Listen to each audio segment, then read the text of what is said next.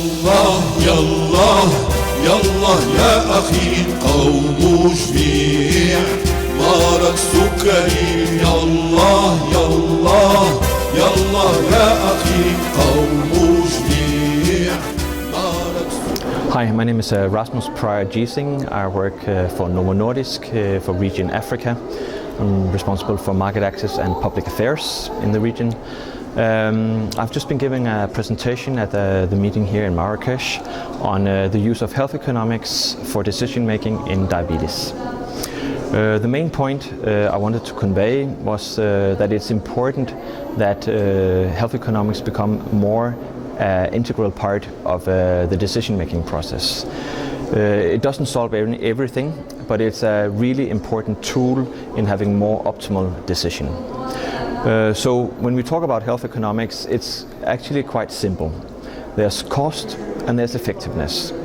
When you combine those, then you get cost effectiveness. When we look at the cost, there's a tendency, unfortunately, just to look at the direct cost of the product. What we want to emphasize is that it's important that we take the total cost of the treatment into consideration. So it's not just the drug itself. It's also other medications that are needed. It could be that your blood glucose testing, the strips. You also have costs associated with visiting the doctor, your clinic, your checkup at the clinic. You have a cost associated with being admitted to hospital in case you have a severe hypoglycemia, for example. These are all part of the overall total direct costs for the healthcare sector. There's also other costs that are called indirect costs. These are associated with you being late for work. If you have a nocturnal hypoglycemia, maybe you don't even come to work the next day. If you have a hypoglycemic event during the day, you might get a big headache, you might have to go home from work. So there's a cost to society that are influenced by these side effects. So the idea is to introduce these indirect costs as well.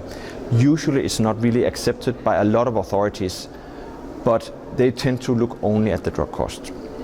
When we've looked at the cost, we need to look at the effectiveness as well. And here it's very important that we can come to an agreement on what do we mean by effectiveness.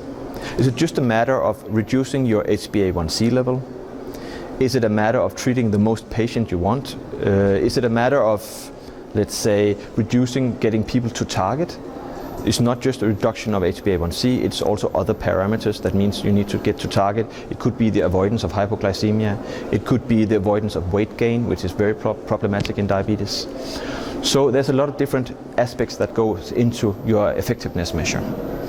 Once we can decide on that, and this should be, scientifically based, obviously, most of the time we will use the data from our clinical trials to model the effectiveness. So when we have the total cost and the effectiveness, we can combine that into the cost effectiveness. Then we can compare different treatment options, and then the one with the lowest cost effectiveness, the most favorable should be the one that should be granted a reimbursement and be recommended. Of course, there's also other matters of clinical importance, so it's not just cost effectiveness that should drive all the decisions. It's always important as a physician to have several treatment options. But if we have another option that might be, let's say we have a new product coming to market, and this comes with a higher price, but also a higher effectiveness. This actually means that it could be good value for money to actually invest in this better product, because you can reduce your long-term effects, which is extremely important for the healthcare sector, because that's where the really big costs are. It's in treating the complications. Thank you.